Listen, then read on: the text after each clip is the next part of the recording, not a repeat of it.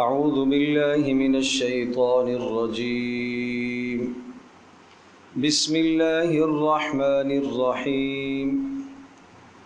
ولكل أمة جعلنا منسكا ليذكروا اسم الله على ما رزقهم من بهيمة الأنعام فإلهكم إله واحد فله أسلموا وبشر المخبتين الذين إذا ذكر الله وجلت قلوبهم والصابرين على ما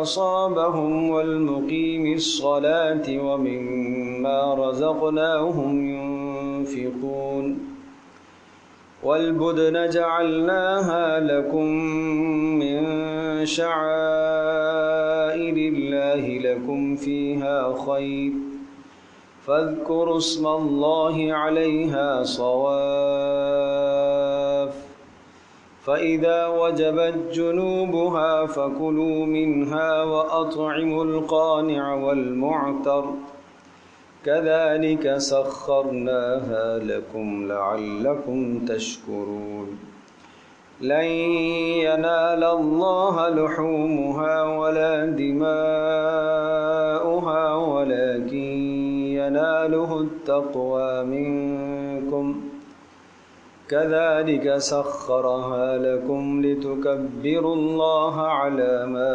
هداكم وبشر المحسنين.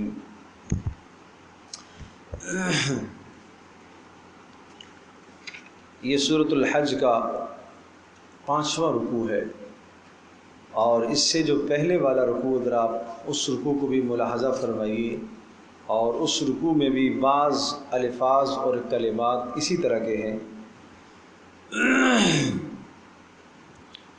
اس رکوع کی آپ تیسری آیت دیکھیے، لِيَشْهَدُوا مَنَافِعَ لَهُمْ وَيَذْكُرُوا اسْمَ اللَّهِ فِي أَيَّامٍ مَّعْلُومَاتٍ عَلَى مَا رَزَقَهُم مِّن بَهِيمَةِ الْأَنْعَامِ فَكُلُوا مِنْهَا وَأَطْعِمُوا الْبَائِسَ الْفَقِيرَ۔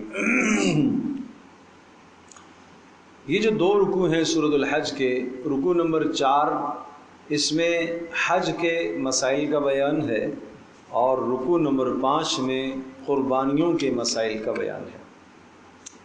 پھر دونوں رکوعوں کے اندر قربانیوں کے مسائل کو علیحدہ علیحدہ ذکر فرمایا۔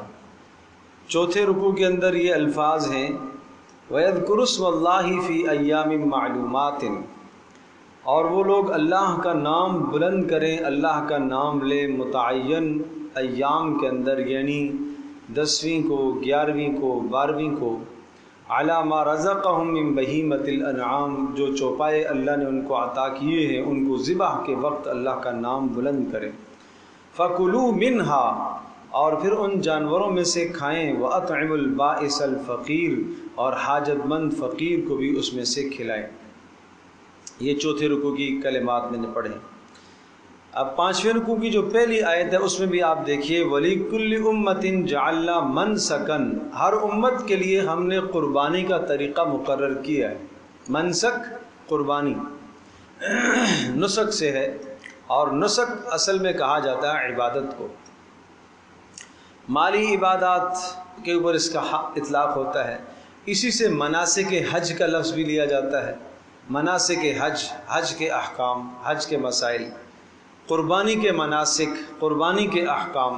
تو فرمایا وَلِكُلِّ أُمَّةٍ، ہر امت کے لیے، جعلنا، ہم نے مقرر کیا ہے، منسک، قربانی کا طریقہ، ہر امت کے لیے ہم نے قربانی کا طریقہ رائج کیا ہے۔ کیوں؟ لِيَذْكُرُوا اسْمَ اللَّهِ، تاکہ وہ اللہ کا نام لیں، اللہ کا نام بلند کریں، عَلَى مَا رَزَقَهُم مِّن بَهِيمَةِ الْأَنْعَامِ، اس بات پر یا ان جانوروں پر کہ جو اللہ نے انہیں عطا کیے ہیں، بہیمۃ الانعام، چوپایوں میں سے جو جانور اللہ نے انہیں دیے ہیں ان کو ذبح کرتے وقت اللہ کا نام لیں۔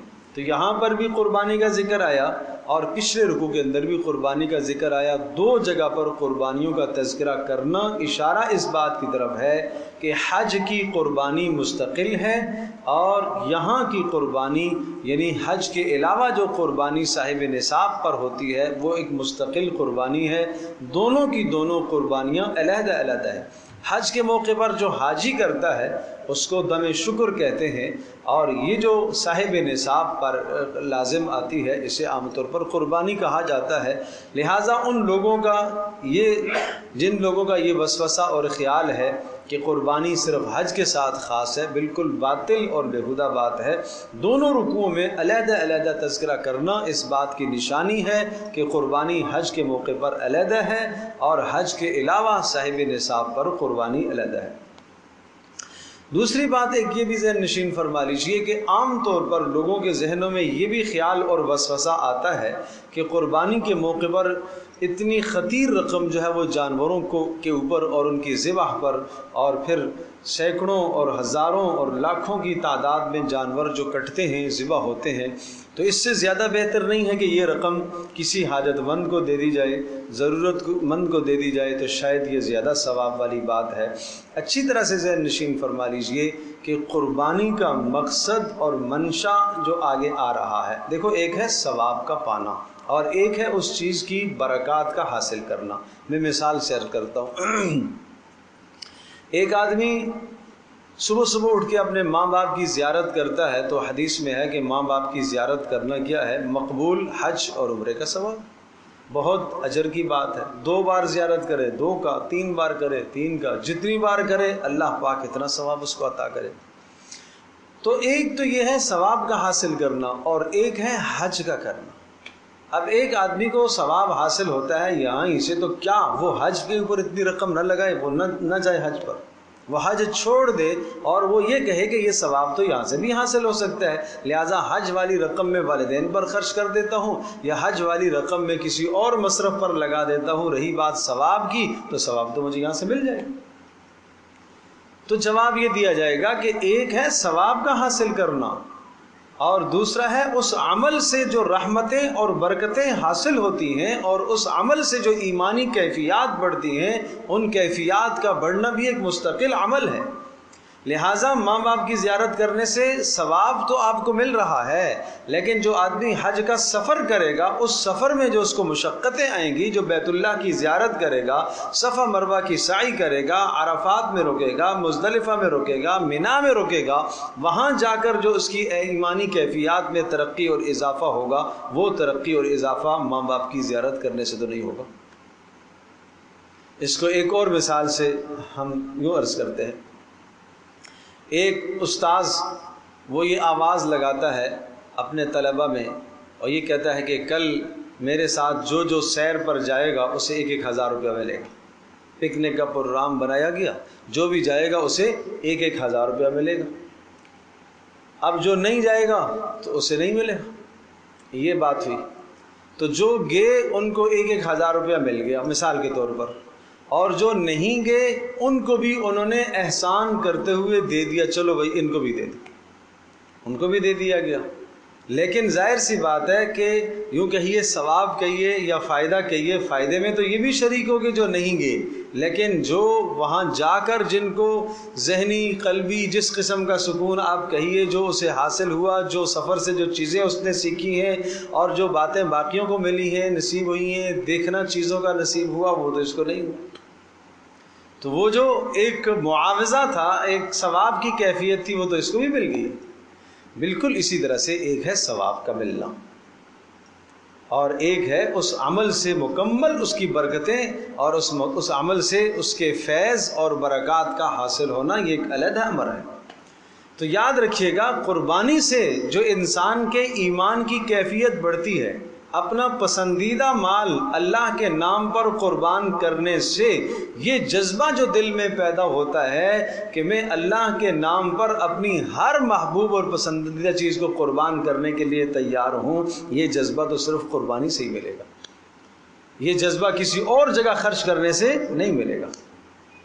تو اصل مقصد ہے عمل، اللہ کی اطاعت اور فرمانبرداری، تو اس لیے یہ خیال کرنا کہ اتنا پیسہ ہم کسی اور جگہ پر لگائیں، قربانیوں کو چھوڑ دیں، بالکل بیہودہ بات ہے۔ یہ قربانی کا فلسفہ گویا کہ نہیں سمجھتے، قربانی کا مقصد نہیں سمجھتے، اس لیے اس قسم کے اعتراضات اور اس قسم کے سوالات ذہن میں آتے ہیں۔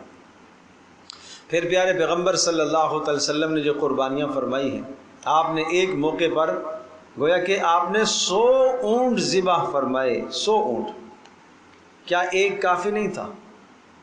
آپ کہہ دیتے کہ باقی کی رقم ہم کسی اور جگہ پر لگا دیتے ہیں، نہیں، آپ نے سمجھایا اور اس عمل سے امت کو یہ سبق دیا کہ یوم النحر والے دن، قربانی والے دن، جو انسان مال اللہ کی راہ میں خرچ کرتا ہے، پیسہ لگاتا ہے، اس میں سب سے بہترین وہ پیسہ ہے جو جانور کو ذبح کرنے میں لگایا گیا۔ سب سے بہترین صدقہ، سب سے بہترین خرچ وہ ہے۔ اور نمبر 3، چونکہ یہ اللہ کی جانب سے ضیافت کا دن ہے، ضیافت کا دن ہے، گویا کہ اللہ تبارک و تعالیٰ اس دن کے اندر میزبان اور مسلمان اللہ کے مہمان ہوتے ہیں۔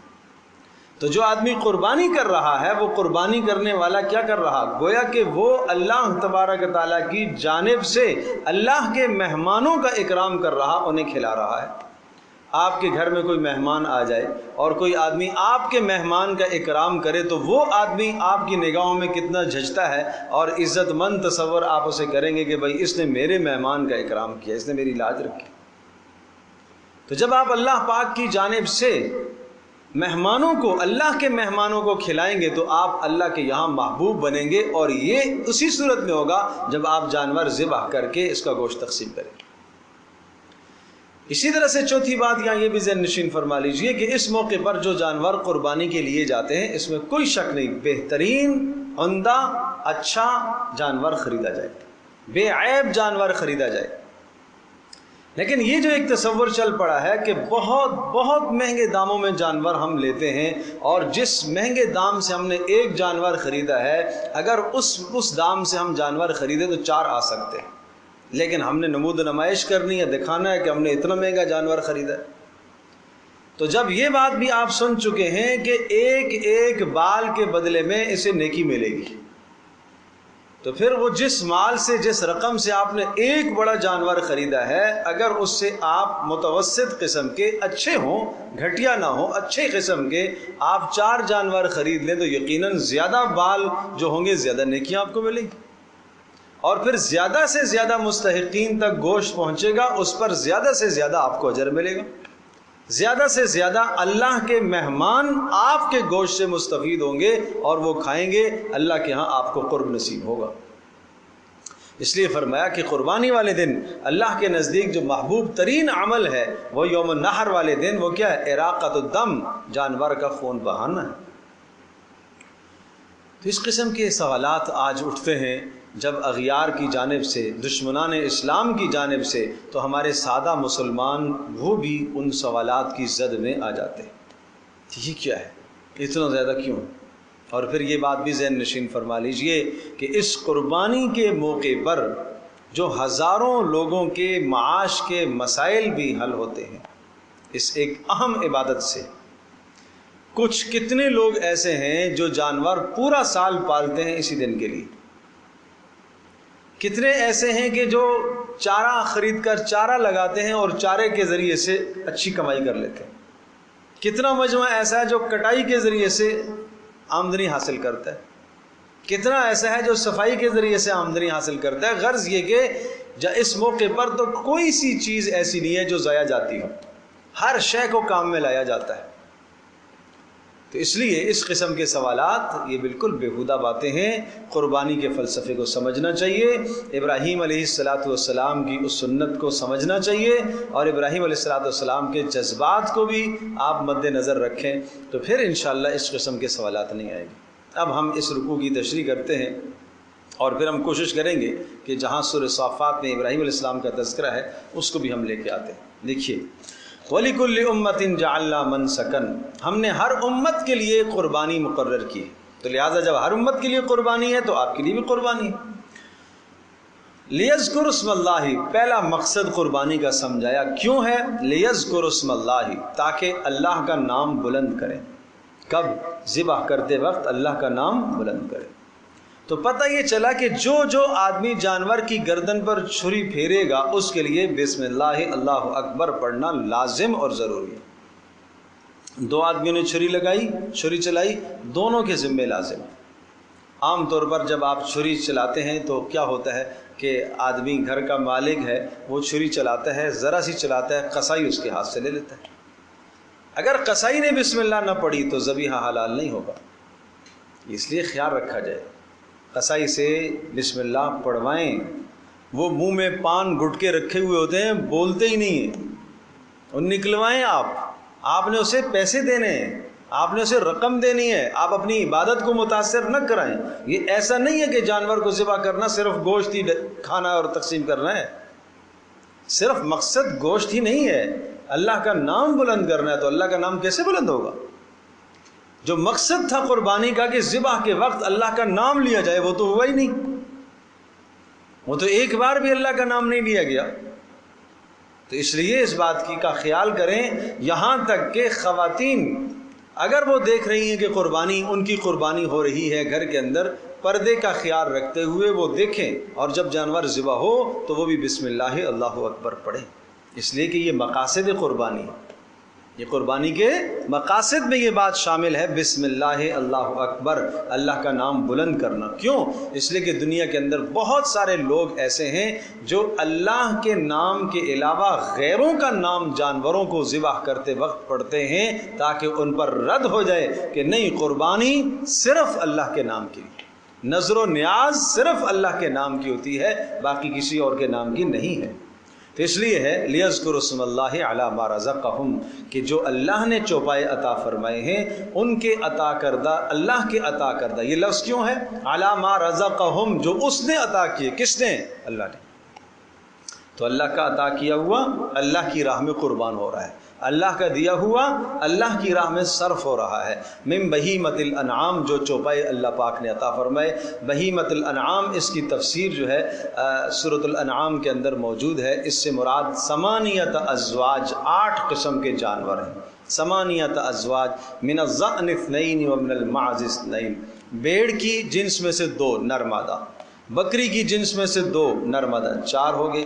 وَمِنَ الْإِبِلِ اثْنَيْنِ وَمِنَ الْبَقَرِ اثْنَيْنِ، اونٹ کی جنس میں سے 2 نر مادہ، اور گائے کی جنس میں سے 2 نر مادہ۔ گائے کی جنس میں بھینس بھی گائے ہی کے زمرے میں آتی ہے۔ یہ 8 اقسام کے جانور ہیں جو قربانی کیے جاتے ہیں، یہ 8 قسم، یہی اقسام ہیں، ان کو کہا جاتا ہے بہیمۃ الانعام۔ فرمایا فَإِلَٰهُكُمْ إِلَٰهٌ وَاحِدٌ، تمہارا پروردگار تو ایک ہی ہے، تمہارا معبود صرف ایک ہی اللہ ہے۔ اب اگلا جملہ سنیے، فَلَهُ أَسْلِمُوا، تمہیں اس اللہ کے حکم کے سامنے جھک جانا چاہیے، بس اپنے سر کو جھکا دینا چاہیے۔ یہ نہ کہو کہ یوں کیوں ہے تو یہ کیوں نہیں، یہ کیا ہے تو یہ کیا ہے، یہ نہ کہو۔ یہ سارا پیسہ غریب کو دے دیتے تو اچھا ہوتا، یہ جناب بیوہ کو دے دیتے تو اچھا ہوتا، یہ جناب کسی بچی کی شادی میں لگا دیتے تو اچھا ہوتا، بھئی وہ جو باقی رکھا ہوا ہے وہ لگاؤ، وہ لگانا کس نے منع کیا ہے؟ یہ سب کا سب بیواؤں کا اور غریب بچیوں کی شادیوں کا سارا نزلہ جا کے قربانی پر گرتا ہے، یہ سارا نزلہ جا کے زکوٰۃ کے مال پر گرتا ہے۔ زکوٰۃ کا ایک متعین مصرف ہے، قربانی ایک مستقل حکم ہے، باقی جو آپ کے پاس اموال ہیں اس میں سے آپ لگائیں، ثواب کی بات ہے، رفاعی کام کریں، مسلمانوں کے کام آنا چاہیے آپ کا پیسہ، اچھی بات ہے۔ اس لیے کہا فَلَهُ أَسْلِمُوا، اس اللہ کے حکم کے سامنے جھک جانا چاہیے۔ وَبَشِّرِ الْمُخْبِتِينَ، اور جو اللہ کے حکم کے سامنے جھک جانے والے ہیں، تواضع کرنے والے ہیں، عاجزی اور انکساری کرنے والے ہیں، انہیں خوشخبری ہو، اللہ پاک ان کے اعمال کو قبول کرے گا، اللہ ان کی قربانی کو قبول کرے گا۔ اس لیے فرمایا رسول اللہ صلی اللہ علیہ وسلم نے کہ قربانی کرتے وقت 2 باتوں کا خیال، 2 باتوں کی طرف آپ نے اشارہ فرمایا۔ نمبر 1، قربانی کرتے وقت خوش دلی سے قربانی کرو،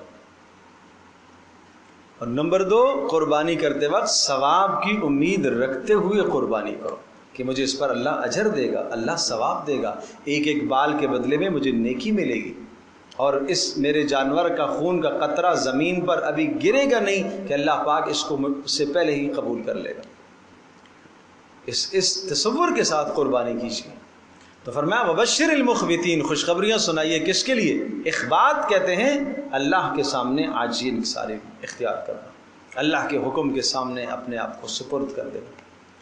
ابراہیم علیہ السلام نے نہیں سپرد کیا، فلما اسلما وتلہ للجبین، دونوں باپ ذبح کرنے پر مکمل آمادہ ہو گئے اور بیٹا ذبح ہونے پر مکمل آمادہ ہو گیا۔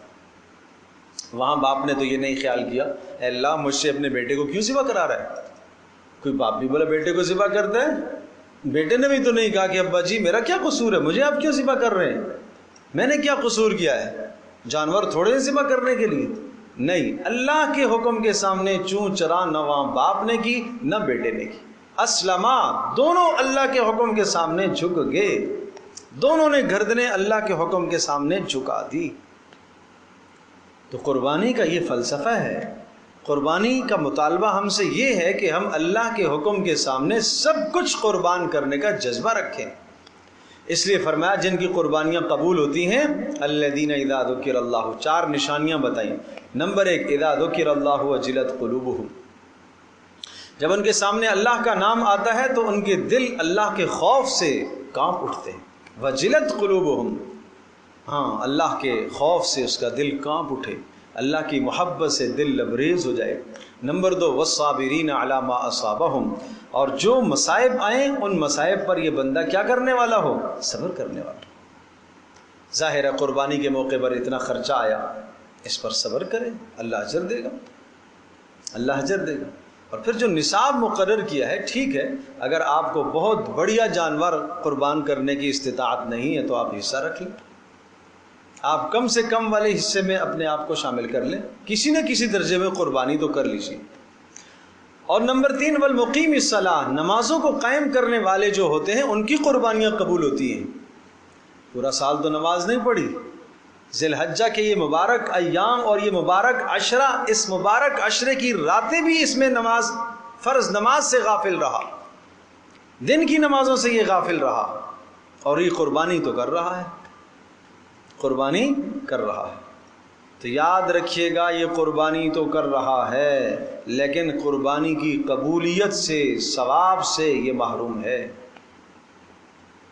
دو چیزیں ہوتی ہیں، ایک ہے فرض کا ساقط ہو جانا ذمے سے، اور ایک ہے قبول ہو جانا، ثواب کا ملنا۔ ایک بادشاہ اعلان کرتا ہے، مثال کے طور پر اعلان کرتا ہے 1 کلو مٹھائی لے کے آؤ میرے لیے، کوئی بھی بڑا آدمی، مثال دیتا ہوں، کوئی بھی اعلان کرتا ہے، ایک باپ اعلان کرتا ہے چلو، اب 4-6 بیٹے ہیں، سب مٹھائی لے کے آتے ہیں، ایک لے کے آیا خوبصورت طریقے سے ڈبے میں پیک ہے اور اس کے اوپر اس کو پنی چڑھائی ہے، اسے پھول بھی لگائے ہیں، بہترین طریقے سے باپ کی خدمت میں یا کوئی آدمی بادشاہ کی خدمت میں تحفہ پیش کرے۔ تو 6 تحفے آئے تھے، ان 6 میں سے 2 لے لیے گئے، قبول کر لیے گئے، اور یہ کہا گیا کہ جو نہیں لے کر آئے گا اس کو سخت سزا دی جائے گی، اس کو سخت سزا دی جائے گی۔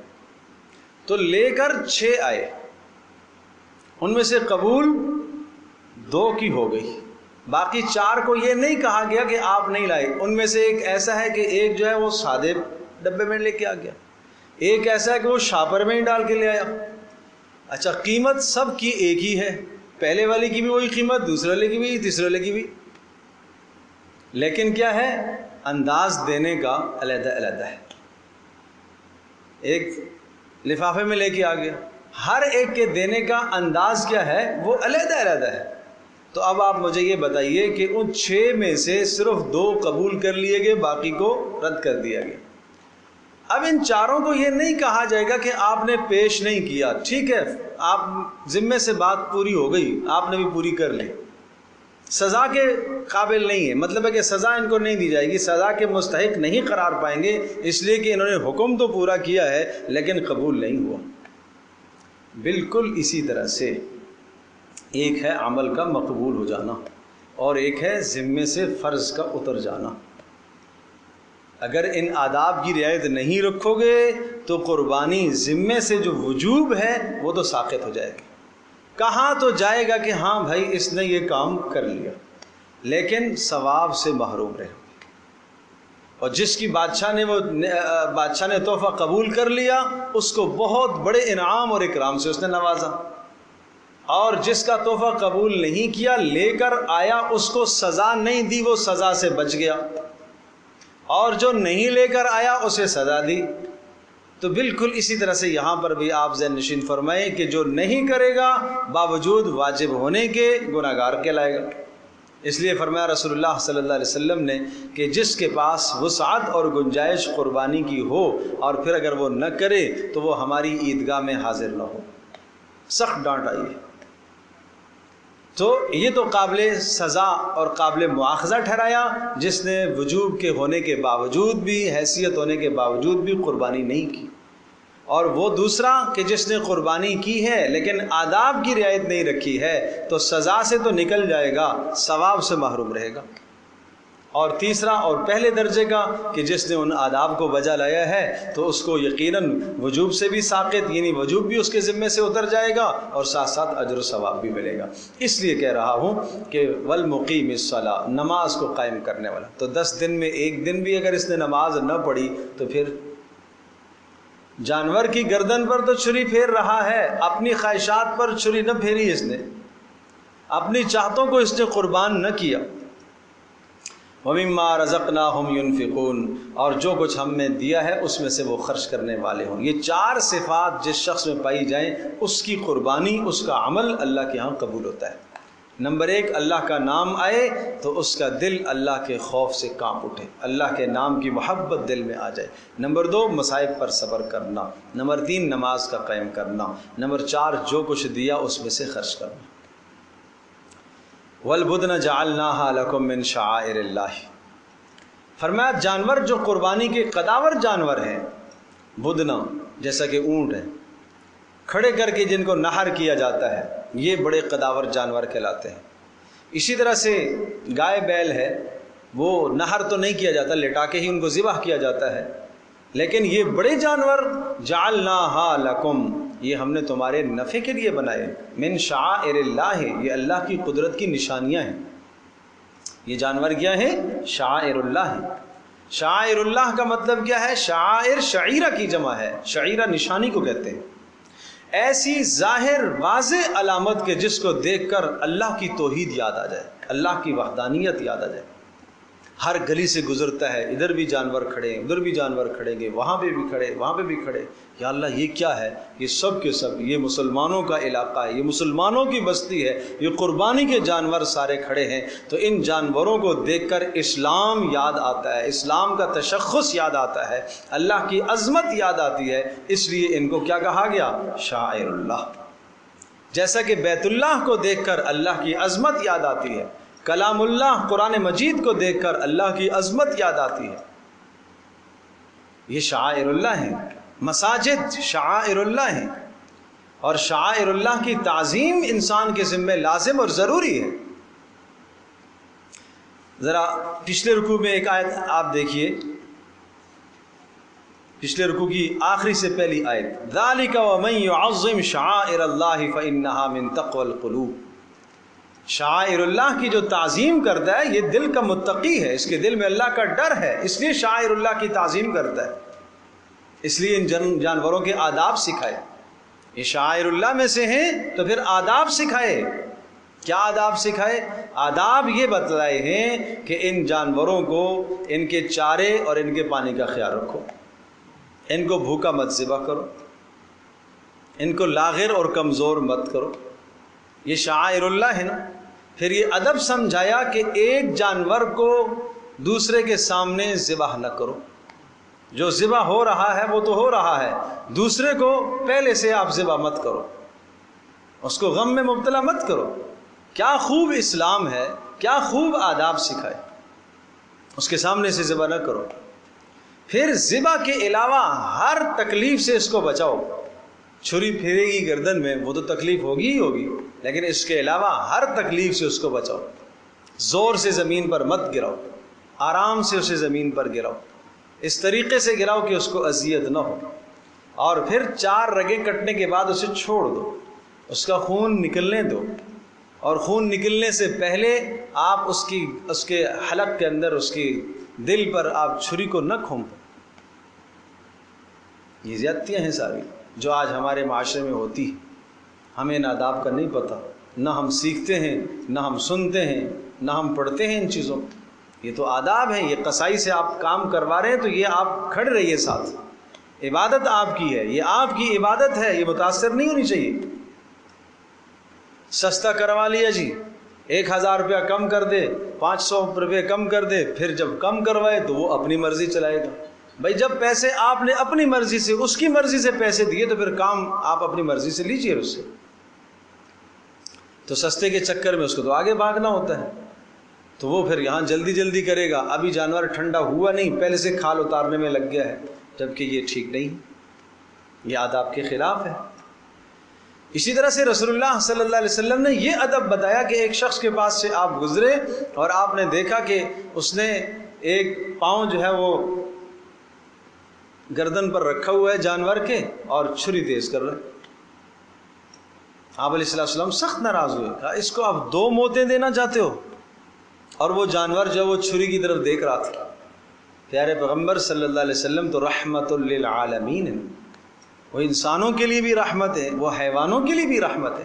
آپ نے حیوانوں کے بھی آداب سمجھائے ہیں، میں اس کو 2 موتیں تو نہ دو، تو چھری آپ پہلے تیز کر کے لاؤ، اور یہاں تک صاف صاف حدیث میں ہے چھری تیز کر کے رکھو، کن چھری سے مت ذبح کرو، اس سے جانور کو زیادہ اذیت ہوتی ہے، اس سے زیادہ تکلیف ہوتی ہے۔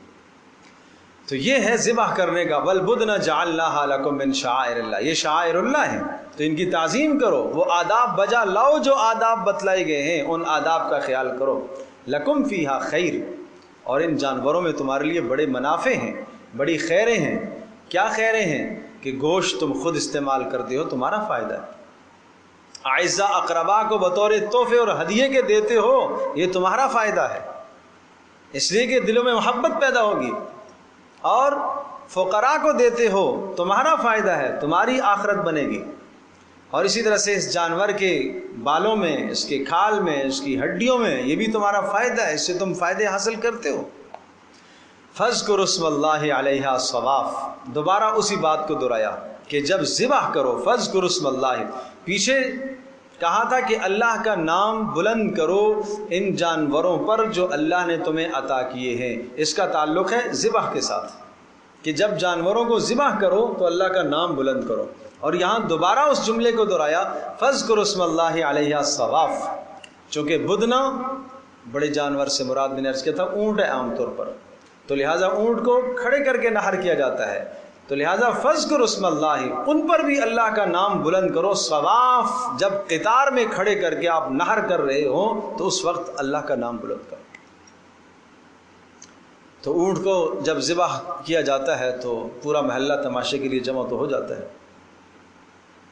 وہ قصائی بھی بیچارہ ڈر ڈر کے کر رہا ہوتا ہے، تو اس وقت پتہ نہیں بسم اللہ اسے یاد رہتی ہے نہیں رہتی ہے، تو اِنَّ لِلَّهِ موت یاد آ رہی ہوتی ہے، تو اس وقت اہتمام کرنا چاہیے، اور جتنے بھی کھڑے ہوں سب کو اہتمام کرنا چاہیے، یہ قربانی کا مقصد ہے۔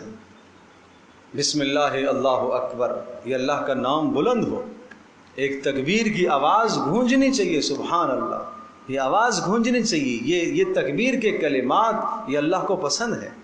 بسم اللہ، اللہ کے نام سے، بس صرف اللہ کے نام سے، باقی کسی کے نام سے ذبح نہیں، صرف اللہ کے نام سے۔ اللہ اکبر، ساری عظمتیں، ساری کبریائیاں، ساری بڑائی اس اللہ کے لیے، اس اللہ کے نام پر ذبح کر رہا، اس لیے فرمایا فَاذْكُرُوا اسْمَ اللَّهِ عَلَيْهَا صَوَافَ، جب قطار اندر قطار ان کو کھڑے کرو تو نہر کرو ان کو اور اللہ کا نام بلند کرو۔ فَإِذَا وَجَبَتْ جُنُوبُهَا، دیکھو مجھے بتاؤ کیوں اس لفظ کو قرآن میں ایک لفظ، وہ کوئی لفظ، کوئی کلمہ، کوئی حرف زیادہ نہیں ہوتا، ہر حرف اور لفظ کا ایک معنی ہوتا ہے۔ فَإِذَا وَجَبَتْ جُنُوبُهَا، اور جب وہ اپنے پہلوؤں کے بل گر پڑیں اور ٹھنڈے ہو جائیں، جان نکل جائے، روح نکل جائے، تو اب فَكُلُوا مِنْهَا، اب اس میں سے کھاؤ، اب اس میں سے کھا لو۔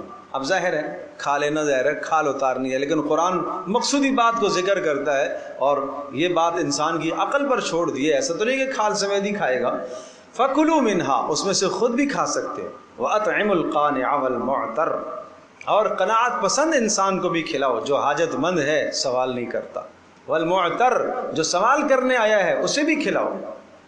عید والا دن ہے، اللہ پاک کی جانب سے یہ ضیافت والا دن ہے، اللہ پاک میزبان ہے اور اللہ کے بندے مہمان ہیں، خوب کھلاؤ، خوب کھلاؤ، اس میں بخل مت کرو۔ مستحب بتلایا کہ 3 حصے کر لو، ایک حصہ آپ اپنے پاس رکھ لو، ایک حصہ جو ہے آپ غربا میں تقسیم کر لو، اور ایک حصہ جو ہے آپ اغنیاء اعزاء اقربا کو دو۔ یہ مستحب بتلایا۔ بھائی جواز ایک الگ چیز ہے، جواز الگ چیز ہے۔ جواز ضرور ہے کہ سارا کوئی آدمی رکھ سکتا ہے، رکھے تو جواز ہے، جائز ہے، سارا اگر تقسیم کر دے جب بھی جائز ہے، لیکن مستحب کیا ہے؟ 3 حصے کرنا۔ ایک آدمی سارا ہی دے دیتا ہے تو اس نے بھی مستحب سے ہٹ کر عمل کیا ہے۔ مستحب کیا ہے؟ خود بھی کھاؤ آپ اس دن، ٹھیک ہے جی ہم تو پورا سال کھاتے ہیں، نہیں ضرورت، نہیں اس میں سے کھاؤ۔ کیوں؟ یہ اللہ کی ضیافت ہے، آج اللہ کی ضیافت ہے، کھاؤ اس میں سے۔ تو اس لیے کہا مستحب یہ ہے کہ 3 حصے کر لیں، سارا نہ دیں، ہاں دینا چاہے جائز ہے، سارا رکھ لے جائز ہے، لیکن سارا رکھنے والی بات پر تو زیادہ عمل ہوتا ہے آج کل، اکثر و بیشتر رکھ لیا جاتا ہے، اور پھر وہ پورا سال چلے گا، ایک عرصہ تک چلے گا، پھر دوستوں کی دعوتیں ہوں گی۔ تو بھائی مقصد گوشت کھانا تو نہیں تھا، یہ مقصد نہ ہو۔ اللہ کی منشا پورا کرو، اللہ کی منشا کو پورا کرو، رسول اللہ صلی اللہ علیہ وسلم کی سنت کو پورا کرو۔ یہ وہ عبادت ہے جو سال میں صرف ایک بار ہم کرتے ہیں، لہٰذا ایک ایک ادب کا اعتبار کرو، ایک ایک ادب کو بجا لاتے ہوئے اس قربانی کی عبادت کو انجام دو، ایک ایک ادب، ایک ایک سنت بھی نہ چھوٹے۔ پھر مزے کی بات ہے کہ ہاں آپ نے قربانی کی ہے، کذالک سخرناھا لکم لعلکم تشکرون۔ عجیب بات ہے، اس میں 2 باتیں ذکر کی ہیں، 2 باتیں بتائیں۔ ایک تو مقصد سمجھایا، قربانی کیوں؟ لعلکم تشکرون، تاکہ تم اللہ کا شکر ادا کرو۔ پہلا مقصد تھا تاکہ ذبح کے وقت اللہ کا نام بلند ہو، دوسرا مقصد تاکہ تم اللہ کا شکر ادا کرو، اللہ کا شکر ادا کرو۔ اے اللہ تیرا شکر ہے، تو نے مجھے اتنی استطاعت اور اتنی مجھے توفیق دی ہے کہ میں نے تیرے مال میں سے دیا ہوا تیرے راستے میں قربان کر دیا۔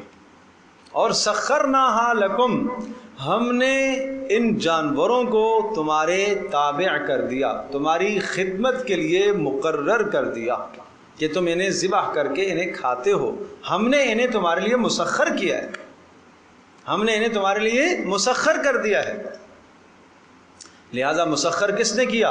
اللہ نے کیا، انسان کے نفع کے لیے، انسان کی بھلائی کے لیے، کہ انسان ان جانوروں کا، قربانی کے جانوروں کا گوشت کھاتا ہے۔ یہ اشارہ اس بات کی طرف ہے کہ ہم نے ان جانوروں کو تمہاری خدمت کے لیے لگا دیا، تمہارے تابع کر دیا، اور تمہارے اشاروں پر یہ چلتے ہیں۔ تمہیں بھی ہمارے اشاروں پر چلنا چاہیے، تمہیں بھی ہمارے حکموں کی پیروی کرنی چاہیے۔ کذالک سخرناھا لکم، دیکھتے نہیں ہو ایک چھوٹا بچہ جانور کی نکیل اور بڑے بیل کی اور اونٹ کی نکیل پکڑ کے لے کے جا رہا ہوتا ہے، اور اگر وہ بھدک جائے، وہ باغی ہو جائے، وہ سرکش ہو جائے تو نہ جانے کتنوں کی موت واقع ہو جائے۔ اللہ تبارک تعالیٰ نے اس جانور کو تمہارے تابع کیا ہے، اللہ پاک نے اس کے دل میں تمہارا رعب ڈالا ہے کہ تم اس سے کام لے رہے ہو، تم اس کو ذبح کر رہے ہو، تم ان جانوروں کو ان کو اپنے کام میں لاتے ہو۔ یہ اللہ نے کیا ہے، سخرناھا، ہم نے تمہارے تابع کیا ہے، تمہیں ہمارے تابع ہونا چاہیے۔ پھر تیسرا مقصد، لن ینال اللہ لحومھا ولا دماؤھا، یاد رکھنا نہیں پہنچے گا اللہ تک، لن ینال اللہ، ہرگز نہیں پہنچے گا اللہ کے پاس، کیا چیز؟ لحومھا، ان جانوروں کا گوشت، ولا دماؤھا، نہ خون۔ اللہ کو کیا پہنچتا ہے؟ ولیکن ینالہ التقوی منکم، اللہ کے پاس تمہارا تقوی جاتا ہے، تمہارا اخلاص اللہ کے پاس پہنچے گا، وہ جائے گا اخلاص، تمہاری نیت اللہ کے پاس پہنچے گی۔ جانور تو تم ہی کھا لو گے، خون یہاں ہی بہہ جائے گا، لیکن یہ عمل تم نے کس جذبے سے اور کس نیت سے کیا ہے، یہ عمل آپ کا اللہ کے پاس پہنچے گا، یہ جذبہ آپ کا اللہ کے پاس پہنچے گا۔ کیا سنت ابراہیمی کرتے وقت ابراہیم علیہ السلام کے جذبات تھے؟ پیارے پیغمبر صلی اللہ علیہ وسلم ذبح کر رہے اور یہ دعا فرما رہے اللہم تقبل منی کما تقبلت من خلیلک ابراہیم، اے اللہ اس کو میری جانب سے قبول فرما جیسا آپ نے اپنے خلیل ابراہیم کی جانب سے قربانی کو قبول کیا تھا۔ کہاں آج یہ دعائیں یاد ہیں؟ نہیں یاد۔ اگر کوئی پڑھتا بھی ہے تو صرف بس وہ دیکھ کے پڑھ لیتے ہیں، نہ پتہ معنی کا نہ پتہ مفہوم کا، کرنے عبادت جا رہے ہیں۔ فرصت ہے نہیں سیکھنے کی، وقت ہے نہیں سیکھنے کا۔ انی وجہت وجہی للذی فطر السماوات والارض حنیفا وما انا من المشرکین، آپ یہ پڑھتے تھے، میں نے اپنے آپ کو مکمل اس اللہ اس پروردگار کے سپرد کر دیا جس نے آسمانوں کو اور زمینوں کو بنایا ہے، اور میں شرک کرنے والوں میں سے نہیں ہوں۔ میری یہ قربانی کس لیے ہے؟ صرف اللہ کے لیے۔ اگر اس قربانی کے وقت نمود نمائش آ گئی، دکھلاوا آ گیا، لوگ کہیں کہ اس نے بڑے جانور ذبح کیے ہیں، تو یہ کیا ہو گیا؟ یہ شرک ہو گیا بھائی، یہ شرک ہو گیا۔ آپ نے اللہ کی خوشنودی کے ساتھ لوگوں کی خوشنودی کو شامل کر لیا ہے، یہ ہو گئی شرک۔ اس لیے فرمایا وما انا من المشرکین، میں مشرکوں میں سے نہیں ہوں، میں شرک نہیں کروں گا، میں صرف اللہ کے لیے کیا ہے۔ اور اسی طرح سے یہ پڑھتے تھے قل ان صلاتی و نسکی و محیای و مماتی للہ رب العالمین، آپ فرما دیجئے میری قربانی، میری نمازیں، میری قربانیاں، میرا جینا، میرا مرنا، میرا سب کچھ کس کے لیے ہے؟ اللہ کے لیے۔ لا شریک لہ، اس اللہ کے ساتھ میں کسی کو شریک نہیں۔ وَبِذَلِكَ أُمِرْتُ، اور مجھے اسی بات کا حکم دیا گیا، اس توحید کا حکم دیا گیا۔ وَأَنَا أَوَّلُ الْمُسْلِمِينَ، اور سب سے پہلے میں اللہ کا حکم پورا کروں گا، میں فرما برداروں میں سے سب سے پہلا۔ یہ اشارہ ہے کہ میں رسول اللہ صلی اللہ علیہ وسلم سے یہ اعلان کروا دیا گیا کہ آپ اعلان کریں اور آپ بتائیں کہ میں جو سب سے پہلے قربانی کر رہا ہوں، اللہ کے حکم کے سامنے اپنا مال قربان کر رہا ہوں، تو تمہیں بھی تو کرنی چاہیے، اتباع میں کرو۔ تو یہ ہیں قربانیوں کے فلسفے۔ فرمایا وَلَكِنْ يَنَالُهُ التَّقْوَى مِنْكُمْ، اللہ کے پاس تمہارا تقوی، تمہاری نیت، تمہارا اخلاص وہ اللہ کے پاس جاتا ہے۔ كَذَلِكَ سَخَّرَهَا لَكُمْ لِتُكَبِّرُوا اللَّهَ عَلَى مَا هَدَاكُمْ وَبَشِّرِ الْمُحْسِنِينَ، اس طرح سے ہم نے ان جانوروں کو اللہ نے تمہارے کام میں لگا دیا۔ دوبارہ اس جملے کو دہرایا لِتُكَبِّرُوا اللَّهَ عَلَى مَا هَدَاكُمْ، پھر وہی پہلے والا مقصد کہ کیا مقصد ہے؟ تاکہ خوب اللہ کی تکبیر کو بلند کرو، لِتُكَبِّرُوا اللَّهَ، تاکہ خوب تکبیر کہو۔ اور بعض مفسرین لکھا کہ اس تکبیر سے مراد تکبیرات تشریق بھی ہیں، کہ جو 9 ذی الحجہ سے لے کر 13 ذی الحجہ کی عصر تک، 9 ذی الحجہ کی فجر سے لے کر 13 ذی الحجہ کی عصر تک ہر شخص پر نماز کے بعد ایک مرتبہ پڑھنا واجب ہے۔ یہ ترانہ ہے، یہ عورتوں پر بھی واجب، مردوں پر بھی واجب، مرد اونچی آواز سے، عورتیں آہستہ آواز سے پڑھیں، یہ واجب ہے۔ وَبَشِّرِ الْمُحْسِنِينَ، اور احسان کرنے والوں کو خوشخبری سنا دیجئے۔ احسان کرنے والے کون؟ اللہ کے ساتھ احسان کرنا کیا ہے؟ ان تعبد اللہ کأنک تراہ فإن لم تکن تراہ فإنہ یراک، یوں قربانی کرو کہ آپ اللہ کو دیکھ رہے ہو، اور اگر یہ تصور نہ ہو سکے تو یہ تو ضرور کر لو کہ اللہ مجھے دیکھ رہا ہے۔ یہ ہے احسان، یہ ہے احسان۔ اللہ میری نیت کو جانتا ہے، کس نیت سے میں جانور خرید کر لایا ہوں، آج میں ذبح کر رہا ہوں، میری کیا نیت ہے اللہ جانتا ہے، آج میں گوشت تقسیم کر رہا ہوں، کیا نیت ہے میرا اللہ جانتا ہے۔ وبشر المحسنین، اللہ احسان کرنے والوں کو خوشخبریاں سنا دیجیے۔ وبشر، آپ اے نبی خوشخبریاں سنا دیجیے، المحسنین، احسان کرنے والوں کو، جو اس طرح سے صفت احسان کے ساتھ قربانی کرتے ہیں۔ صفت احسان بہت عالی اور کمال کی صفت ہے۔ رسول اللہ صلی اللہ علیہ وسلم سے حضرت جبریل نے پوچھا مل احسان، اے اللہ کے رسول احسان کیا ہے؟ احسان کس کو کہتے ہیں؟ فرمایا ان تعبد اللہ کأنک تراہ فإن لم تکن تراہ فإنہ یراک، اس تصور کے ساتھ اللہ کی بندگی، اللہ کی عبادت کرو کہ گویا کہ آپ اللہ کو دیکھ رہے، اور اگر یہ نہ ہو سکے تو یہ خیال کرو کہ اللہ مجھے دیکھ رہا ہے۔ یہ حضوری نصیب ہو قربانی کے موقع پر، یہ حضوری نصیب ہو جائے قربانی اور نماز کے وقت میں۔ یہ ہیں قربانیوں کے مقاصد۔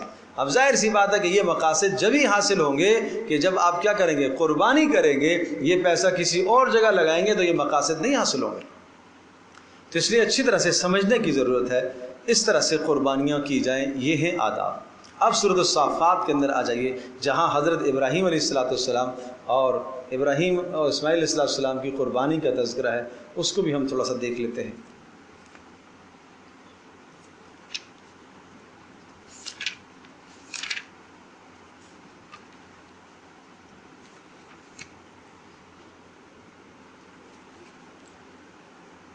تیئیسویں پارے میں سورہ یاسین کے بعد سورہ صافات آتی ہے۔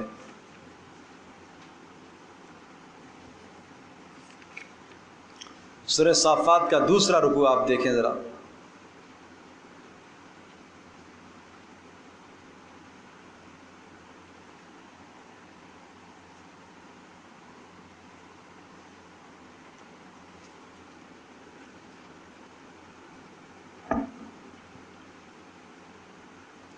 آیت نمبر 102۔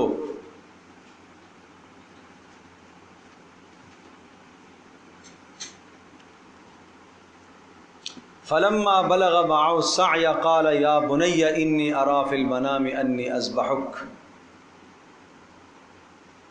تلاش کر لیا سب نے؟ آیت نمبر 102۔ سورہ صافات میں آیات مختصر آیات ہیں، اور یہ پیچھے سے تذکرہ چلا آ رہا ہے حضرت ابراہیم علیہ السلام کا، اور ابراہیم علیہ السلام نے اپنی قوم کو کن کلمات اور الفاظ کے ساتھ دعوت دی، اور پھر قوم نے نہیں مانا اور شرک اور بت پرستی میں مبتلا تھی، اور پھر ابراہیم علیہ السلام نے ان کے بتوں کو توڑ دیا، اور بتوں کو توڑنے کے بعد پھر انہوں نے ابراہیم علیہ السلام کو آگ میں ڈالا، اور اللہ پاک نے ابراہیم علیہ السلام کو نجات عطا فرمائی۔ اس کا تذکرہ سورۃ الانبیاء میں مفصل ہے، اور اس کے بعد پھر ابراہیم علیہ السلام نے وہاں سے ہجرت کر لی، عراق سے ہجرت کر لی۔ اس کا تذکرہ کرنے کے بعد فلما بلغ معه السعي قال يا بني إني أرى في المنام أني أذبحك، کہ جب ابراہیم علیہ السلام نے اپنے بیٹے اسماعیل کو اور ہاجر کو مکہ مکرمہ کی وادی میں لا کر چھوڑا اور بسایا، اور پھر واپس شام کی طرف چلے گئے تھے، اللہ کا حکم تھا، اور پھر جب دوبارہ تشریف لائے تو پھر بلغ معه السعي، کہ ابراہیم علیہ السلام کے ساتھ اسماعیل سعی کو پہنچ گئے۔ سعی کا مطلب ہے کہ جوانی کے قریب کا زمانہ، کہ جب بیٹا باپ کے ساتھ چلتا ہے، دست و بازو بنتا ہے، اور بڑھاپے کے اندر اس بیٹے سے امیدیں ہونے لگتی ہیں کہ یہ اب میرا معین اور مددگار اور میرا دستراز اور میرا بازو بنے گا۔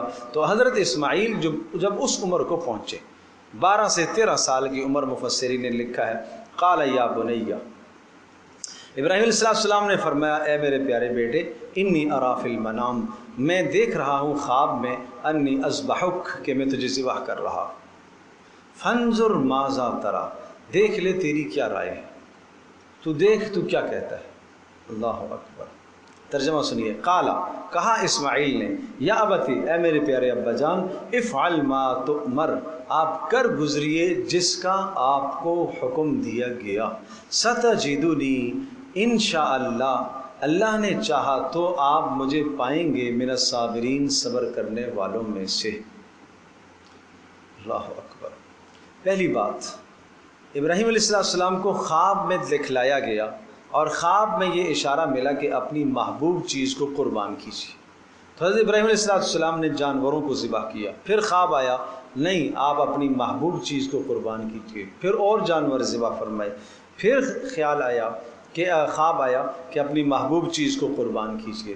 یوم عرفہ والے دن 9 ذی الحجہ کو سمجھ گئے کہ اللہ کی مراد کیا ہے۔ عرفہ پہچان سے ہے، ابراہیم علیہ السلام نے پہچان کر لی کہ میرے رب کی مراد کیا ہے۔ ایک سوال یہاں پر یہ ہے کہ حکم یہ آ گیا، یعنی سمجھ گئے کہ اللہ پاک مجھ سے کیا چاہتا ہے، بیٹے کو ذبح کرنا یہ چاہتا ہے۔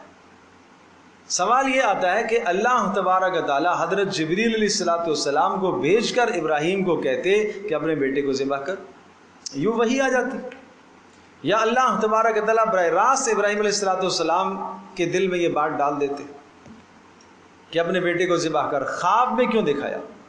یہ اس لیے نبی کا خواب تو وہی ہی ہوتا ہے، نبی کا خواب وہی ہوتا ہے. یہ اشارہ اس بات کی طرف ہے کہ دیکھو ابراہیم علیہ السلام نے اللہ پاک کی طرف سے ملنے والے اشارے پر اپنی سب سے پسندیدہ اور محبوب چیز اپنے بیٹے کو قربان کر لیا.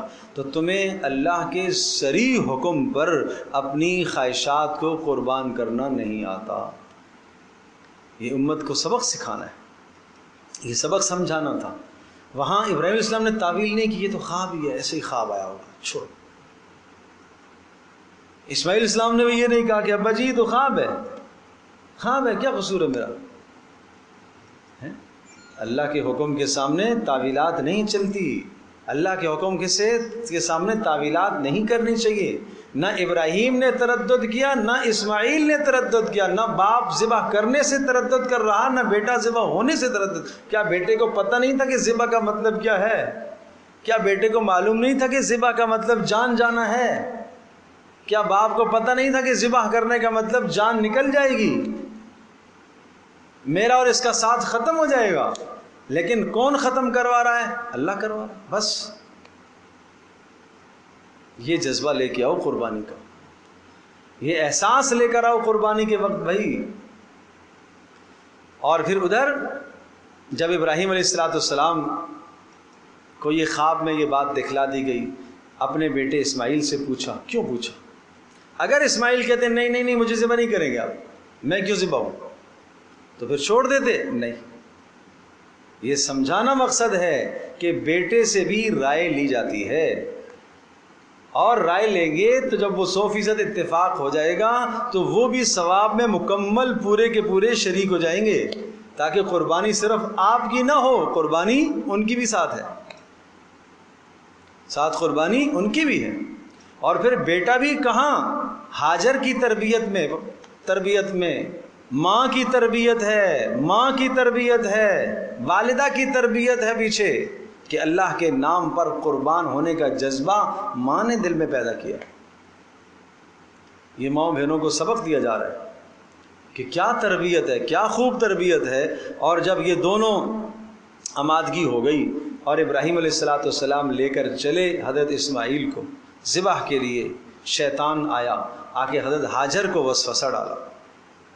کہاں پتہ ہے ابراہیم کہاں لے کے جا رہے ہیں اسماعیل کو؟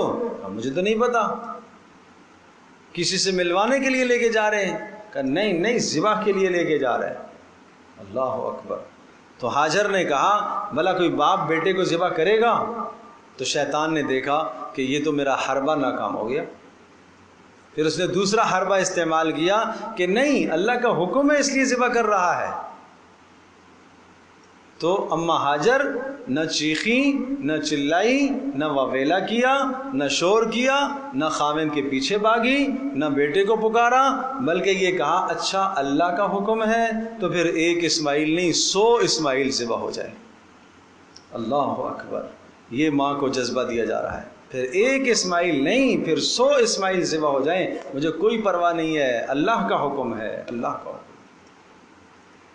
تو ایک لمحے کے لیے ہم اپنے دل پر ہاتھ رکھ کے اپنے دلوں سے پوچھیں, آج جن اولادوں کے لیے اور بیویوں کے لیے اللہ کی جو نافرمانیاں کرتے ہیں, اولادوں کی چاہتوں کو قربان نہیں کرتے, بیوی کی چاہت کو قربان نہیں کرتے, بیوی شوہر کی چاہت کو قربان نہیں کرتی, اللہ کے حکم کو چھوڑ دیتی,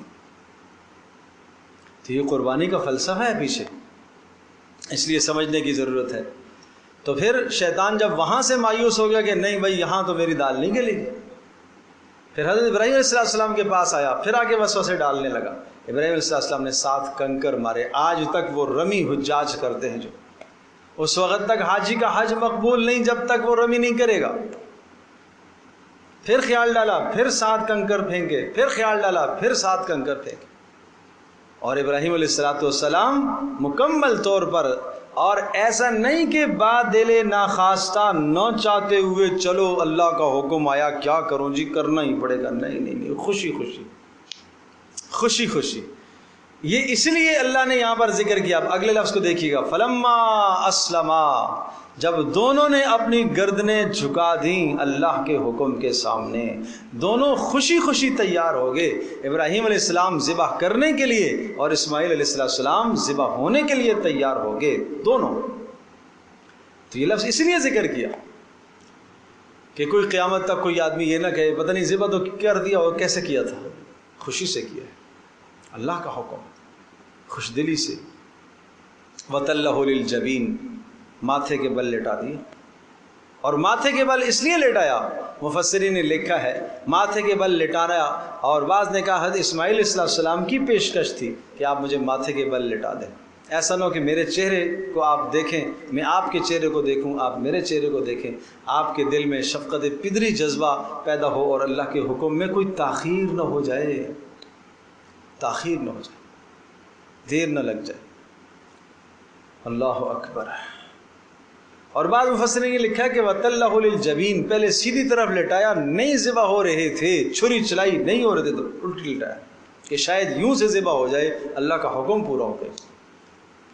وَنَادَيْنَاهُ أَيَّا إِبْرَاهِيمُ، جب اللہ تبارک تعالیٰ نے آزما لیا 100%، اللہ تو جانتا تھا کہ ابراہیم 100% آمادہ ہو جائیں گے، اسماعیل 100% آمادہ ہو جائیں گے، لیکن قیامت تک آنے والے لوگوں کو یہ پیغام دینا تھا اور اس بات کو ظاہر کرنا تھا کہ دیکھو سب دیکھ لو، سب سن لو، ابراہیم علیہ السلام اور اسماعیل علیہ السلام نے مکمل اللہ کا حکم پورا کر دیا ہے، اپنی طرف سے چھری چلا دی، کوئی کسر نہیں چھوڑی. وَنَادَيْنَاهُ أَيَّا إِبْرَاهِيمُ، ہم نے ندا دی ابراہیم کو، اے ابراہیم، ہم نے پکارا، کیا کہا؟ قَدْ صَدَّقْتَ الرُّؤْيَا، اے ابراہیم تو نے اپنا خواب سچا کر دیا. بس ہم تو اس سے ذبح نہیں کرانا چاہ رہے تھے، ہم دیکھنا چاہ رہے تھے تو کیا کر رہا ہے، ہم دیکھنا چاہتے تھے تو کیا کرتا ہے. اللہ اکبر. تو اللہ پاک تو دیکھتا ہے، اللہ بڑا قدردان ہے. جب آپ اللہ کے نام پر کوئی خواہش قربان کریں گے، کوئی مال قربان کریں گے، کوئی چاہت اللہ کے نام پر آپ قربان کر دیں گے تو اللہ تو قدردان ہے، اللہ تو قدردان ہے. اِنَّا كَذَلِكَ نَجْزِي الْمُحْسِنِينَ، اس طرح سے ہم احسان کرنے والوں کو بدلہ دیا. اب احسان کا وہی ترجمہ جو میں نے پیچھے کیا وہ یہاں لے آؤ. جو اللہ کی بندگی، اللہ کی عبادت اس طرح سے کرتا ہے کہ گویا کہ وہ اللہ کو دیکھ رہا اور یہ نہیں تو اللہ مجھے دیکھ رہا ہے، اس تصور کے ساتھ جو قربانی پیش کرتا ہے، ایسوں کو پھر ہم بدلہ دیا کرتے ہیں. کیا بدلہ دیا؟ اللہ اکبر. عظیم الشان بدلہ اللہ پاک نے عطا فرمایا کہ انبیاء کا سلسلہ اللہ پاک نے ابراہیم علیہ السلام کے خاندان میں قیامت تک جاری کر دیا. آخری نبی حضرت محمد مصطفیٰ صلی اللہ علیہ وسلم تک جتنے انبیاء آئے وہ سب کے سب ابراہیم علیہ السلام کے خاندان سے. 8 انبیاء پہلے جو گزرے ہیں وہ پہلے کے، باقی یہ انبیاء سب ابراہیم علیہ السلام کے خاندان سے، اس لیے ان کو ابو الانبیاء کہا جاتا ہے. ایک بیٹے اسماعیل اور ایک بیٹے اسحاق. اسحاق علیہ السلام سے باقی سارے انبیاء آئے اور اسماعیل علیہ السلام سے رسول اکرم صلی اللہ تعالی علیہ وسلم مبعوث. اللہ اکبر. اور رہتی دنیا تک ابراہیم علیہ السلام کا نام مشہور ہو گیا، رہتی دنیا تک ان کا نام مشہور ہو. یہ ابراہیم علیہ السلام کی ان قربانیوں کا نتیجہ ہے. ان ھذا لہو البلاء المبین. فرمایا یہ بہت بڑی آزمائش تھی، یہ بہت سری اور واضح امتحان تھا، لیکن وفدیناہ بذبح عظیم، ہم نے اس اسماعیل کی جگہ پر ایک عظیم ذبح، عظیم قربانی ہم نے ان کو عطا کی. جنت سے مینڈا لا کے ذبح کرا دیا. آنکھوں سے پٹی جب کھولی ابراہیم علیہ السلام نے، دیکھا تو اسماعیل برابر میں کھڑے ہیں اور مینڈا جنت کا ذبح ہوا ہے. وَتَرَكْنَا عَلَيْهِ فِي الْآخِرِينَ، اور ہم نے آخرین میں ان کا نام چھوڑ دیا، باقیوں میں قیامت تک ان کا نام روشن رہے گا. سلام علی ابراہیم، سلامتی ہو ابراہیم پر. آج ہم درود شریف پڑھتے ہیں، درود شریف نماز مکمل نہیں ہوتی جب تک ابراہیم کا نام نہ آئے. اللہم صلی علی محمد کما صلیت علی ابراہیم وعلی آل ابراہیم انک حمید مجید. اللہم بارک علی محمد کما بارکت علی ابراہیم وعلی آل ابراہیم انک حمید مجید. یہ ہے ابراہیم علیہ السلام. اللہ اکبر. کذالک نجزی المحسنین، ہم یوں بدلہ دیا کرتے ہیں احسان کرنے والوں کو. انہ من عبادنا المؤمنین، وہ ہمارے فرما بردار بندوں میں سے تھے، ہماری ذات پر انہیں مکمل اعتماد اور بھروسہ تھا. مؤمن، ظاہر ہے نبی تو مومن ہی ہوتا ہے، مکمل اطمینان اور بھروسہ تھا. وہ جانتے تھے کہ اللہ قدردان ہے، اللہ اس قربانی پر مجھے عزت عطا کرے گا. اور وبشرناہ باسحاق نبیا من الصالحین، اب خوشخبری ملی ہے کہ اللہ نے ایک اور بیٹا عطا کیا. وبشرناہ باسحاق نبیا، اللہ پاک آپ کو بیٹا دے گا اور وہ بھی نبی ہوں گے، اور پھر اس بیٹے کا بیٹا پیدا ہوگا. ومن وراء اسحاق یعقوب، اسحاق کا بیٹا پیدا ہوگا یعقوب. آپ اپنی زندگی میں اپنا پوتا بھی دیکھیں گے. یہ ہے قربانیاں. اللہ اکبر. وبارکنا علیہ وعلی اسحاق، اور فرمایا کہ ہم نے برکت دی ابراہیم علیہ السلام کے خاندان میں اور اسحاق علیہ السلام کے خاندان میں ہم نے برکت دی. اور وہ برکت یہی ہے کہ نبوت کا سلسلہ جاری کیا ہے. ومن ذریتہما محسن، ہاں ان کی ذریت اور اولادوں میں نیکوکار بھی گزرے ہیں. وظالم لنفسہ مبین، اور بعض ایسے بھی گزرے ہیں جنہوں نے اپنی جانوں پر ظلم بھی کیا ہے، نافرمان بھی گزرے ہیں. ظاہر ہے اولادوں میں سارے نبی تو نہیں تھے، نبیوں کے علاوہ بھی لوگ تھے جو شرک میں بھی مبتلا ہوئے، لیکن جو شرک میں مبتلا ہوا اس نے اپنا ہی نقصان کیا، اپنا ہی قصور ہے اس کا. تو یہ اس جذبے کے ساتھ ہم قربانی کریں جو جذبہ ابراہیم علیہ السلام کا جذبہ ہے. اللہ کرے یہ جذبہ بیدار ہو جائے بھائی. اب سورہ کوثر میں آ جائیے، آخر میں، آخری پارے میں قربانی سے متعلقہ جو آیات تھیں ان کا ترجمہ اور تشریح آپ کے سامنے تاکہ آ جائے.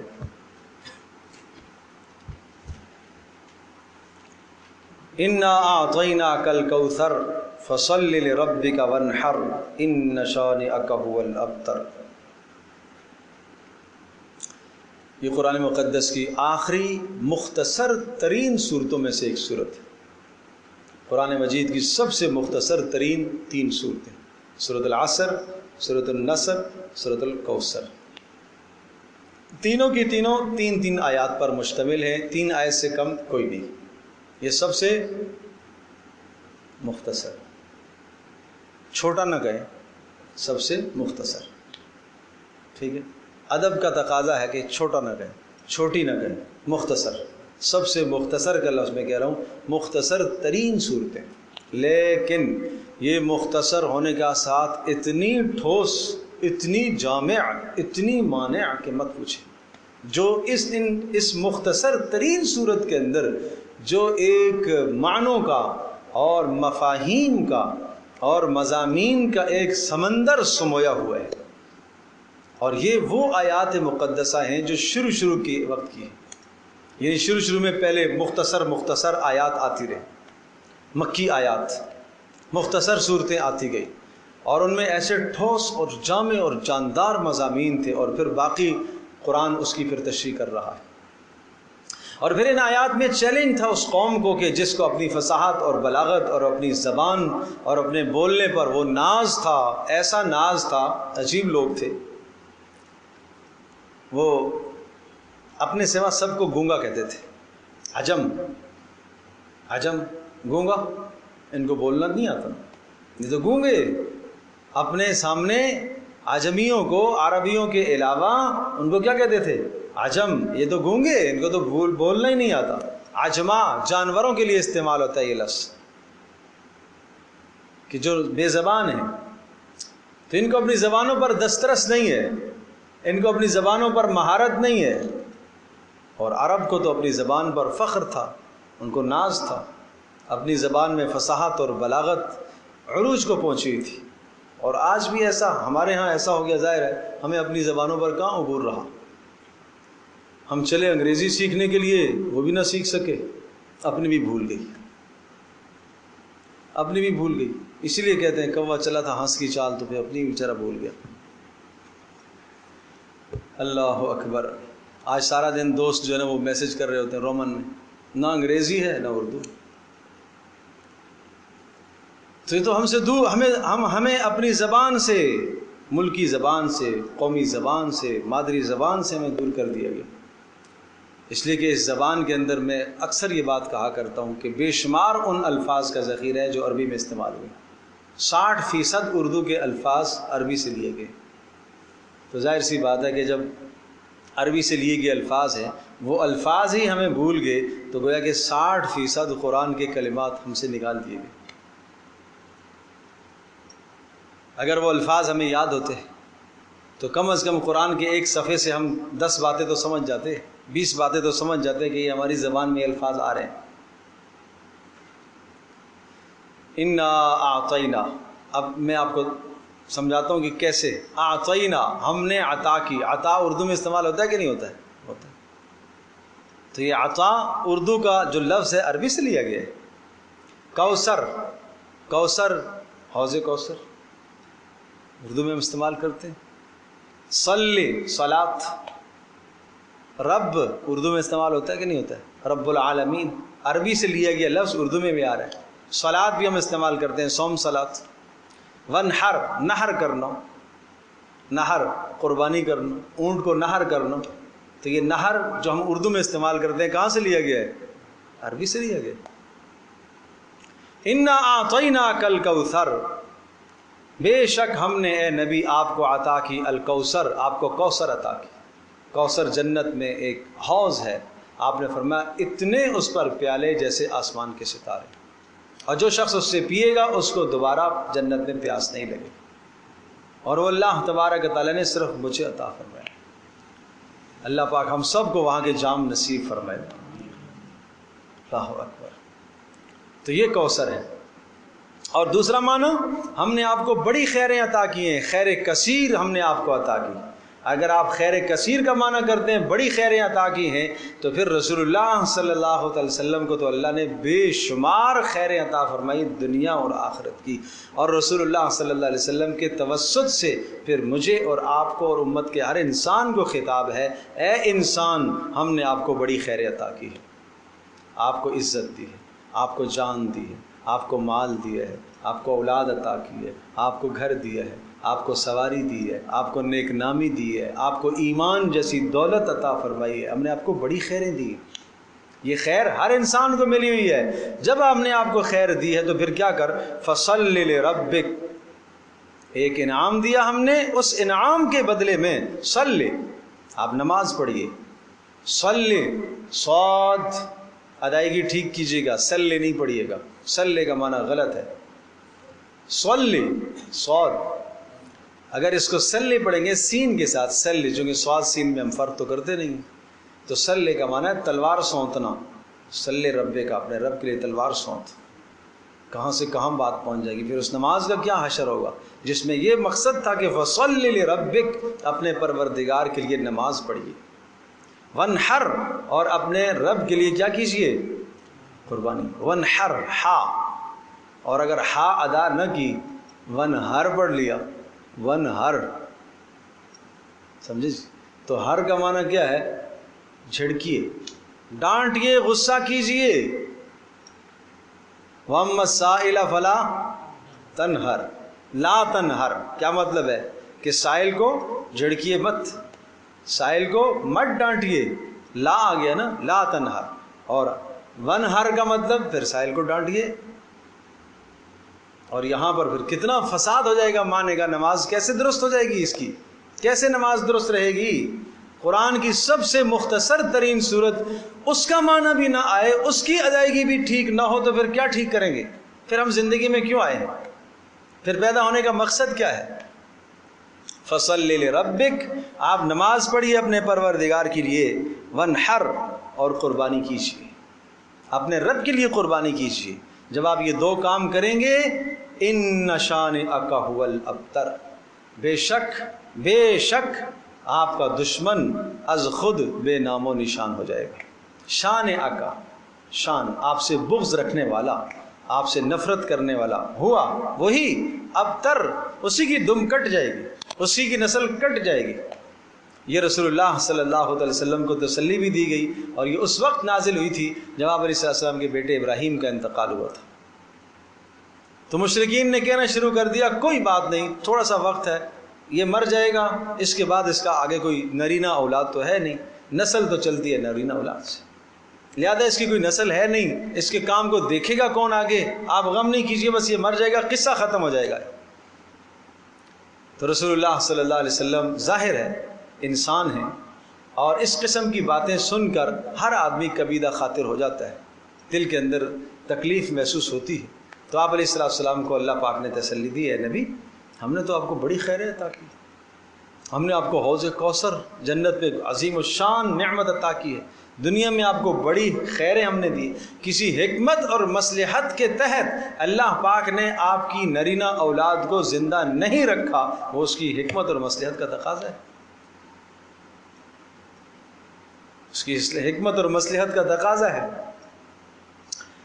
لہٰذا آپ نماز پڑھیے اور قربانی کیجیے، اور جو آپ کے خلاف اور آپ سے بغض رکھنے والے ہیں یہ کہتے ہیں کہ آپ کی نسل آگے نہیں چلے گی، ان شانئک ھو الابتر، آپ کسے بغض رکھنے والے اور آپ سے کینہ رکھنے والے کی نسل ہی کٹے گی، ان کی نسل آگے نہیں چلے گی۔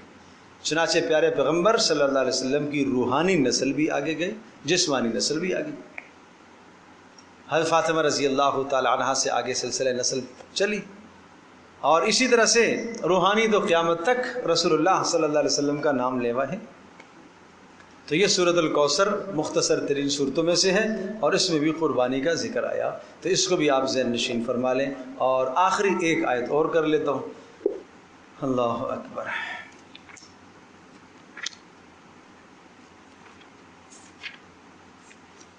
اب آپ سورہ انعام کے بالکل آخری رکوع میں آ جائیے،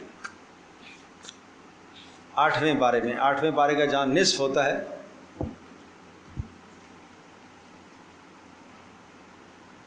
اور آگے سورہ اعراف شروع ہوتی ہے، تو یہاں آپ دیکھیں آیت نمبر قل ان صلاتی و نسکی و محیایا 162 ہے، 162۔ یہ میں پہلے پڑھ تو چکا ہوں، لیکن یہاں آپ دیکھ کر اس کا ترجمہ سن لیجیے، ذہن نشین فرما لیں۔ قل، آپ اعلان کر دیجئے، بلکہ اس سے پہلے آپ آ جائیں، قل اننی ہدانی ربی الی صراط مستقیم۔ سبحان اللہ، کیا خوب کلمات ہیں۔ آپ یہ اعلان فرما دیجئے، اننی ہدانی ربی، میرے رب نے میری رہنمائی کی ہے سیدھے راستے کی طرف، دیناً قیما ملت ابراہیم حنیفا، ایسا دین جو قیامت تک قائم رہنے والا ہے، جو نسخ ہونے والا، ختم ہونے والا نہیں ہے۔ ملت ابراہیم پر ہوں میں، ملت ابراہیمی پر ہوں، میرے دین کے اصول ابراہیم علیہ السلام کے دین کے اصول ہیں۔ اور چونکہ مکہ کی سرزمین میں مشرکین بھی ابراہیم علیہ السلام کا نام لیتے تھے نا، اس لیے کہ ہم مکہ کی سرزمین میں اسماعیل علیہ السلام نبی بن کر آئے تھے، اور اسماعیل علیہ السلام کے بعد سے یہاں کوئی نبی نہیں تھا، تو اس لیے یہ بھی اپنے آپ کو ابراہیمی کہتے تھے، یہود اپنے آپ کو ابراہیمی کہتے تھے، نصارہ اپنے آپ کو ابراہیمی کہتے تھے، ہر ایک اپنے آپ کو ابراہیم کی طرف منسوب کرتا تھا، اس لیے کہتے ہیں نا ابراہیم ابو الانبیاء ہے۔ تو فرمایا یہ رسول محمد صلی اللہ علیہ وسلم آپ اعلان کر دیجئے کہ نہ یہودی ملت ابراہیمی پر ہیں، نہ نصرانی ملت ابراہیمی پر ہیں، نہ مشرکین عرب ملت ابراہیمی پر ہیں، ملت ابراہیمی پر تو میں ہوں، مجھے ملت ابراہیمی دی گئی ہے، اور وما کان من المشرکین، اور ابراہیم علیہ السلام شرک کرنے والے نہیں تھے۔ لہذا نصارہ بھی شرک میں مبتلا ہو گئے، یہود بھی شرک میں مبتلا ہو گئے، اور عرب کے مشرکین بھی شرک میں مبتلا ہو گئے۔ عرب کے مشرکین نے ملائکہ کو اللہ کی بیٹیاں قرار دیا، نصارہ نے عیسیٰ علیہ السلام کو اللہ کا بیٹا قرار دیا معاذ اللہ، یہود نے عزیر علیہ السلام کو اللہ کا بیٹا قرار دیا، سب شرک میں مبتلا ہو گئے، ابراہیم علیہ السلام شرک کرنے والے تو نہیں تھے۔ قل، آپ پھر اعلان فرما دیجئے، ان صلاتی، بے شک میری نماز، ونسکی، اور میری قربانی۔ نسک قربانی کو کہتے ہیں، نحر بھی قربان کرنا، نسک بھی قربان، جیسے پیچھے آ چکا وَلِكُلِّ أُمَّةٍ جَعَلْنَا مَنْسَكًا، وَمَحْيَايَ، اور میرا جینا، وَمَمَاتِي، اور میرا مرنا، لِلَّهِ، سب اللہ کے لیے ہے، سب اللہ کے لیے، یعنی جب میں مروں تو اس طرح سے میں مروں تو میرا اللہ راضی ہو، اور میں زندگی گزاروں تو اس طرح سے میں زندگی گزاروں کہ میرا اللہ اور پروردگار مجھ سے راضی ہو، اور میری نمازیں اور میری قربانیاں سب اللہ کے لیے ہو، للہ، اس اللہ کے لیے، رب العالمین، جو سارے جہانوں کا پالنے والا ہے، لا شریک لہ، اس کے ساتھ کسی کو شریک نہیں ٹھہراتا، وبذالک امرت، اور مجھے اسی کا حکم دیا گیا ہے، وانا اول المسلمین، اور سب سے پہلے میں اللہ کے حکم کو ماننے والا ہوں۔ قل اغیر اللہ ابغی ربا، آپ کہہ دیجئے، آپ تیسرا اعلان یہ فرمائیے، کیا اللہ کے علاوہ میں کسی اور کو رب بناؤں؟ میں کیسے کر سکتا ہوں؟ وَهُوَ رَبُّ كُلِّ شَيْءٍ، اور وہ ہر شے کا رب ہے، ہر چیز کا، ہر جاندار بے جان کا رب ہے۔ وَلَا تَكْسِبُ كُلُّ نَفْسٍ إِلَّا عَلَيْهَا، اور جو انسان جو کچھ کرتا ہے، جو گناہ اور جرم کرے گا اس کی سزا بھگتے گا۔ وَلَا تَزِرُ وَازِرَةٌ وِزْرَ أُخْرَى، اور آپ یہ اعلان کیجئے کوئی دوسرے کا بوجھ نہیں اٹھائے گا۔ ہر ایک اپنے ایمان کی بدولت جہنم سے خلاصی حاصل کرے گا۔ ثم الی ربکم مرجعکم، اور تم سب کو اللہ کے پاس لوٹ کر جانا ہے۔ فینبئکم، اور تمہیں تمہارے اعمال پر جزا دے گا۔ فینبئکم، تمہیں بتلائے گا بما کنتم فیہ تختلفون، جو تم دنیا میں اختلاف کرتے تھے۔ یہودی کہتے تھے ہم ابراہیمی ہیں، نصارہ کہتے تھے ہم ابراہیم، مشرکین کہتے تھے ہم ابراہیمی ہیں۔ وَهُوَ الَّذِي جَعَلَكُمْ خَلَائِفَ الْأَرْضِ، اللہ وہ ذات ہے جس نے تمہیں اس دنیا کے اندر خلیفہ بنایا ہے۔ اپنے پچھلوں کا، تمہارے آباء و اجداد چلے گئے اور ان کی جگہ پر آج تم اس دنیا میں رہ رہے ہو۔ وَرَفَعَ بَعْضَكُمْ فَوْقَ بَعْضٍ، اور تم میں سے بعض کو بعض پر درجے دیے، بعض کو مال زیادہ دیا، بعض کو کم دیا، بعض کو علم زیادہ دیا، بعض کو کم دیا۔ کیوں؟ لِيَبْلُوَكُمْ فِي مَا آتَاكُمْ، تاکہ وہ امتحان لے تمہارا، تمہیں جو کچھ اس نے دیا ہے۔ مال زیادہ جس کو دیا ہے اس کے لیے اسی میں امتحان ہے، جس کو کم دیا اس کے لیے اسی میں امتحان ہے۔ یاد رکھنا، ان ربک سریع العقاب، تیرا پروردگار بہت جلد حساب لینے والا ہے، سخت سزا دینے والا ہے، جلد سزا دینے والا ہے۔ وَإِنَّهُ لَغَفُورٌ الرحیم، وہ بخشنے والا مہربان بھی ہے۔ بڑے پیارے کلمات ہیں، ایک ہی جگہ پر اللہ نے اپنی رحمت کو اور اسی طرح سے اپنے عذاب کو دونوں کو جمع کیا۔ ان ربک سریع العقاب، بے شک تیرا پروردگار جلد سزا دینے والا ہے۔ سریع جلد، عقاب سزا، جلد سزا دینے والا ہے۔ وَإِنَّهُ، بے شک تیرا پروردگار، لا، یہ لام تاکید کے لیے آیا ہے۔ اچھا پہلے میں تاکید نہیں آئی، دیکھیے گا، ایک تاکید لا، اللہ تبارک تعالی، لام تاکید کے لیے، غفور بخشنے والا ہے، رحیم مہربان والا ہے۔ ایک تو رحمت کے لیے دو لفظ آئے، رحیم اور غفور، اور تاکید آئی ان کی اور لام کی، دو تاکیدیں آئیں۔ اور پہلے والا جو لفظ تھا ان ربک سریع العقاب، تاکید بھی ایک ہے اور لفظ بھی وہاں ایک ہی ہے، اس لیے کہ اللہ کا غضب، اللہ کا غصہ، ہمیشہ اللہ پاک کی رحمت اللہ کے غضب اور غصے پر غالب رہتی ہے۔ یہ اشارہ اس بات کی طرف ہے کہ اللہ کی رحمت اللہ کے غضب اور غصے پر غالب ہے۔ اقول قولی ھذا استغفر اللہ لی ولکم ولسائر المسلمین۔ الحمد للہ رب العالمین والصلاة والسلام علی سید الانبیاء والمرسلین وعلی آلہ وصحبہ امتی اجمعین۔ اللہم انا نسألک الہدی والتقی والعفاف والغنی، اللہم انا نعوذ بک من الفتن ما ظہر منها وبطن، ربنا لا تجعلنا فتنة للقوم الظالمین ونجنا برحمتک من القوم الکافرین۔ اے اللہ ہماری اس مجلس کو قبول فرما، ہم سب کے گناہوں کو معاف فرما۔ اے اللہ جو لوگ قربانیوں کا ارادہ کرتے ہیں سب کے ارادوں کو قبول فرما، سب کے لیے آسانیاں پیدا فرما۔ اے اللہ مشکلات دور فرما۔ اے اللہ جن لوگوں نے حصے وقف کے لیے دیے ہیں، اے اللہ صحیح طرح سے اے اللہ ہمیں قربانیاں کرنے کی توفیق عطا فرما۔ اے اللہ آسانیاں پیدا فرما، مشکلات دور فرما۔ جو حج کے لیے گئے ہیں ان کے حج کو اپنی بارگاہ میں قبول فرما۔ اے اللہ اس کے لیے بھی، ان کے لیے بھی آسانیاں پیدا فرما۔ اے اللہ ہمارے گھروں میں رحمتوں اور برکتوں کو نازل فرما۔ اے اللہ جو مقاصد اور آداب قربانی کے ہیں، اے اللہ وہ آداب ہمیں عطا فرما، وہ آداب حاصل کر کے قربانی کرنے کی توفیق نصیب فرما۔ اے اللہ بزرگوں کا آنا، ماؤں بہنوں کا آنا، سب کا آنا اپنی بارگاہ میں قبول فرما۔ وصلی اللہ تعالی علی خیر خلق محمد علیہ وسلم۔